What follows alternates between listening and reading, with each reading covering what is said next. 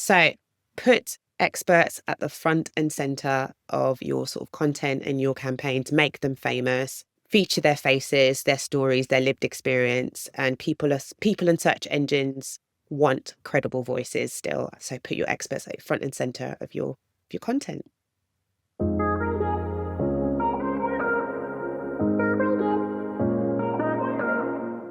I'm Isa Lavahun, and this is SEO in 2026. Isa, what's your number one SEO tip for 2026? Authority should be built on earned expertise. So what I mean by that is real experience, credible voice, humanized content that can't be easily automated, faked, or found anywhere else. Okay, earned expertise. How do you earn that expertise? All of us as marketers use experts, right? We use people who are the face of the brand. We use experts who created a product. We use scientists, nutritionists. We use all these kind of experts to help answer the queries, the search queries that people are looking for. And obviously, this has always been a huge part of SEO strategy. But now, with so much automated content, with so much AI generated content, experts have never been more important. It feels like an old, yes, we all know this. This is something that we all kind of have been trying to do for the last few years, but it's never been more important for expert content to come forward and be front and center. So, but how do you actually know who your experts are? Are you talking about in-house experts, or can you also use out-of-house experts? I mean, in-house experts are great, but actually, I don't know, if you're a sports brand and you're working with a fitness person and they're aligned and you guys can work and collaborate together, that would be working with an expert. Or it would be you as a brand, you've created a product, the founder or, the CEO or managing director who's kind of created a product or service that knows everything about that product or service and everything around it, and putting them front and center. Otherwise, how can we differentiate content now? Content is well written, not just by humans, but also by AI, by automated kind of tools. So, for you to be the best of the best, it is literally having someone who really knows what they're talking about. And the best kind of example I can give is, say you go to you're sick and you go to the GP. Would you rather talk to a GP that's had 15, 20 years experience? Or would you rather talk to a GP who then looks at Google or looks at ChatGPT for the answers? And we really need to think about stuff in that way, because at the end of the day, at this point in time, it's getting more and more difficult to differentiate between the two. So that is why, in terms of sort of expert-led content, we need to be making sure that those credible voices with the experience and the expertise really come forward to make sure that your content is best in class. Okay, so you talked about length of time in a role as perhaps one way or part of the ways in actually determining whether someone is or isn't an expert. What would be some other ways to actually determine which expert to go for? If you're representing a brand and you're going for external experts and you've got a choice of 5 or 6 different ones, and you want to narrow it down, what metrics would you use to actually do that? Well, obviously, how long you've been working is something that you kind of do need to go by, but also any research that they've done, so any papers, any data-led insight, anything like that they can back up their expertise with. If they've written any kind of white papers or anything like that, that really shows that they know what they're talking about. And this is, again, where sort of PR comes in as well. So if they've been featured on different types of publications and, been interviewed by journalists before in the past, and just have a history. It doesn't necessarily mean they have to be in the business for a really, loads and loads of years, but it also means that they actually have to have had enough out there to really show that they know what they're talking about in a particular subject. I like the fact that you started talking off about white papers, what they'd published in the past there, rather than perhaps talking about social media followers. Does that not matter as much now?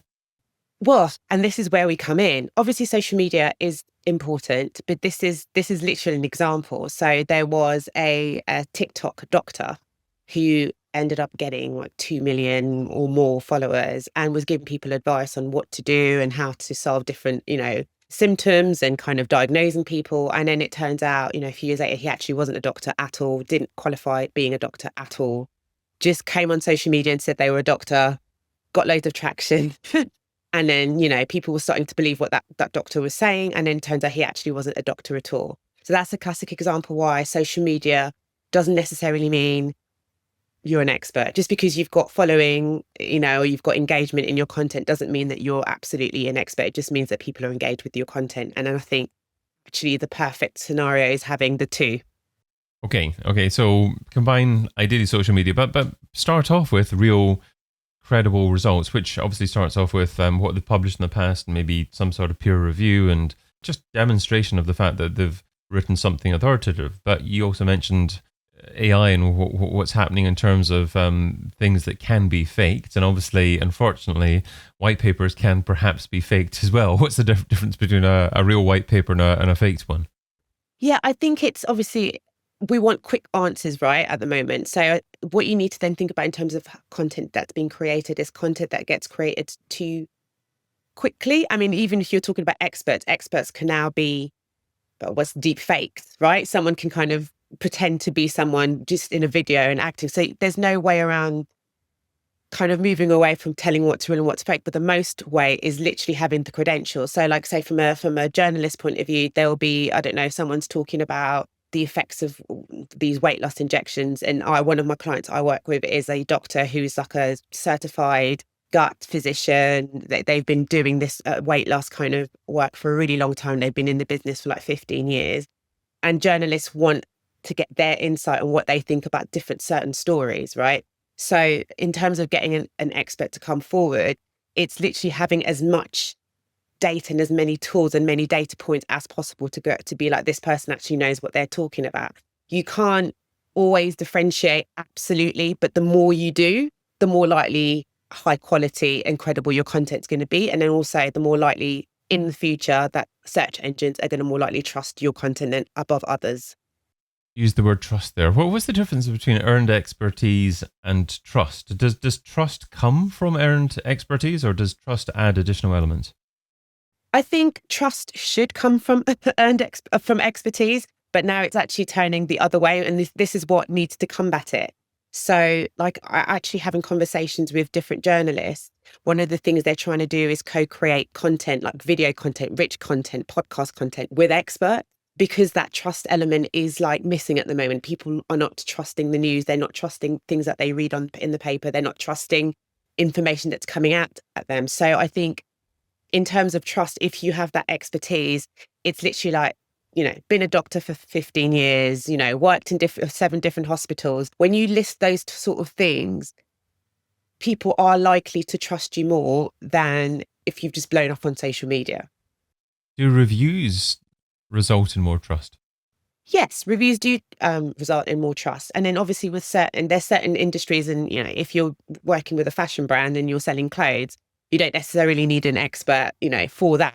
But if it's health, if it's anything to do with something that really needs an expert, you do have to use people reviewing and, have 1,000 people saying, I use this for my gut issues, or I use this supplement, for instance, to help me with my sleep. And if loads of people are saying, yes, this product does really help with sleep, and then there's an expert saying the reason why this product works with sleep is because of this, and this reason, then together you're more likely to trust that product if you get the reviews and you get the expert kind of validation with that as well. So once you find your expert, you're a fan of creating humanized content that can't be easily automated, faked, or found anywhere else. How do you create that kind of content, and what kind of content are you talking about? Well, this is, something that we're going to have to be working with search engines, platforms in the future. But at the moment, at this point in time, it is things like video content. Yes, there can be deep fakes, but obviously it's going to be harder to produce deep fakes than it is to produce like, a quick TikTok video or a quick article. So video content is, I think, definitely one of the things. If it's something that journalists are looking to do with publications, then that's something definitely you should be doing more content, more video content with your experts. Podcast, that again, it's not going to be likely to be automated as much as sort of articles. I would say data, if you've done research, exclusive sort of research that you've done that's backed up kind of your hypothesis or your insight or anything like that. If you do bring any data to say, actually, we've done a test with 1,000 people with my hypothesis and actually these are the results, that's actually going to be more likely to be trusted. And just over time, I think time is definitely something that if you've had a product or that's established or service that's established, that's had that kind of review, customer kind of advocacy along with it, then that's also going to help in terms of kind of generating content that's more trustworthy. I'm still majoring on this phrase of yours, humanized content, because I'm just wondering what humanized actually means. I mean, does it mean just created by humans, or do you mean it could be produced by AI, but it's actually been humanized to actually and tweaked in order to actually make it more human-like? I think again, it's if you're thinking about search queries where people are looking for an expert answer. My child might have ADHD. How do I know whether my child has ADHD or not? You're going to want an actual real human doctor to answer that question. You're not going to necessarily, if you can go and read an article about it, but actually if you want your child to be diagnosed with some kind of neurodiverse condition, the end goal is you're going to be talking to a professional to get diagnosed. There's certain queries and questions in terms of humanizing it. The best answer, the top class quality answer, is going to come from a human. And I think more and more, because everything is so automated and so AI generated, the more and more you try and work and co-create and build kind of content around sort of humanized content, as in videos, authorship bios, articles actually written by experts themselves with their names on it, all that kind of stuff that really pushes credible expertise, people at the front and center of your content. That's what I mean by humanized content. Okay, and in your experience, that type of content's more likely to rank higher in search engines and higher in AI search? I think even if it doesn't now, it will, because obviously more as AI becomes more clever and becomes more advanced, it is going to be really, really difficult for us to differentiate between what's been done by a human and what's been done by sort of AI generated content. So I think this is now why marketers and brands need to be thinking about how can we literally be on the foot with this and really be ahead of time and create content that actually has been created by our human kind of experts who have been in the business for a long time, who know what they're talking about, who proved that they know what they're talking about and who can be trusted. So yeah, I think that's why it's super important for people to be thinking about doing that now. So obviously, this incredible expert-driven content is valuable, and you've demonstrated that the experts are valuable on other sites, but you want to actually take some of that value over to your own brand as well. And perhaps having your own community can assist with that, and they can engage with it, demonstrating that they like the content, they appreciate the experts, and perhaps that associates with your brand as well. Is that the value of community, that you can also use the community to actually enhance what the experts are delivering? Absolutely. Trust comes from people, right? Audiences are more likely to trust content when they can see and engage with real people behind it. So for example, if you're having a sort of two-way interaction, if you're hosting Q&As or webinars, or people are kind of really engaging in the comment section, where your experts are kind of responding directly to people, bringing the community in that way is showing that actually there's like a live, real, credible kind of topic being spoken about that, an expert is answering to. And also it's super important to make sure that you nurture your advocates. So, turning sort of satisfied clients or peers into like vocal supporters. So building that community in that. So once you've got the community and people are engaged in it and you're kind of having two-way interactions and two-way conversations, once that's then been collated into content and you share that again going to build more trust, because you've got, as I said, trust comes from people and audiences. So if you see a whole cohort of people and a whole cohort of communities kind of backing up what you're saying or engaging with what you're saying, you're more likely to drive kind of authenticity and sort of, yeah, basically credibility as well. Can communities be faked? I mean, of course, communities can be faked, but I think, communities that are highly, highly engaged, a lot of the time with fake communities, there's only so much they can be engaged. It's like when, people are commenting on certain posts, someone will automatically like, oh my God, that's a chatbot. People can kind of tell when there's people commenting or engaging with certain types of content and they're not human. There's only so much a faked community can do. I think highly engaged communities is what's going to get traction.